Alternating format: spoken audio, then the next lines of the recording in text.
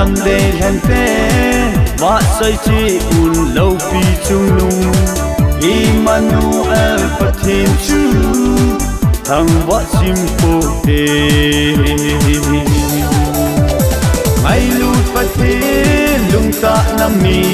ngày lụt ở cha tê e sa ta về giấc con Pathina e coi tê uy Pathin để thân nami tê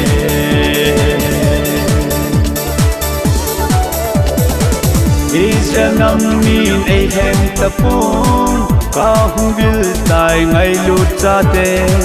di na pong tay ipathenin amin lâu pisinghan ngay lut Pathin lungta nami ngay lut atsate ay sa tawe Jacob Pathina ay koy piuy Pathin để thân lâm mi tê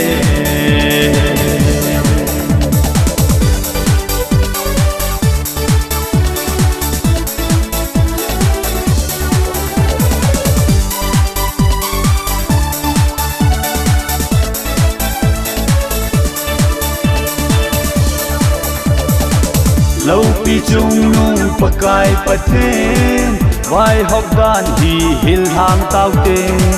Nam mi dâu se Israel cầm chân dài lan oi lệ tao tê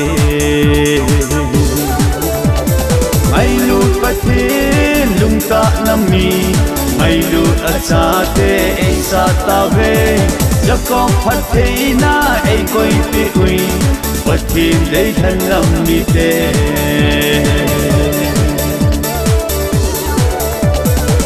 ngày lụt Pathin hữu hình tu in cross al hat dang na tu pisu Israel namin asan lohi ke mato gun ati ngày lụt Pathin lungta nami ngày lụt atsate e sa ta ve